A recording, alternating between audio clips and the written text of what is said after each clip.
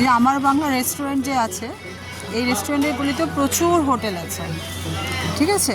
আপনারা একটা জিনিস আমি বলে দিচ্ছি, আমি এখানে তো আমিও অনেক ভিডিও দেখে এসেছি, কিন্তু যেটা আমি এখানে এসে বুঝলাম, আমি এখানে এসেই অনস্পট বুকিং করেছি, সমস্ত হোটেল দেখেই এসেছিলাম।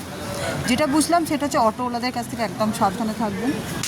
তার কারণ হচ্ছে ওরা প্রচুর কমিশন নেয়, আর স্টেশন থেকে নেমে যদি আপনি বলেন আপনার বুকিং আছে, তো আপনাকে নিয়ে আসতে চাইবে না। ওদেরকে আমরা বাই চান্স বলে ফেলেছি আমাদের বুকিং করা নেই, তো ওরা নিয়ে এসেছিলো নিজেদের কমিশন পাওয়ার কোনো একটা হোটেলে, তো আমাদের সেটা পছন্দ হয়নি, আমরা আমাদের হোটেল মতো খুঁজে নিয়েছিলাম, ঠিক আছে।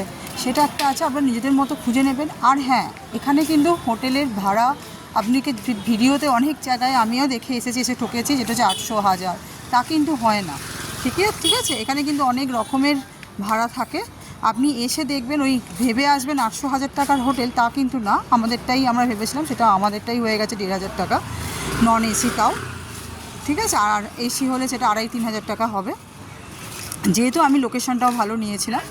আর এইটা আপনাদের একটু খেয়াল রাখতে হবে, বুঝতে পেরেছেন। এই যে আমাকে নিয়ে এসেছিলো যতটা সম্ভব এই হোটেলটায়,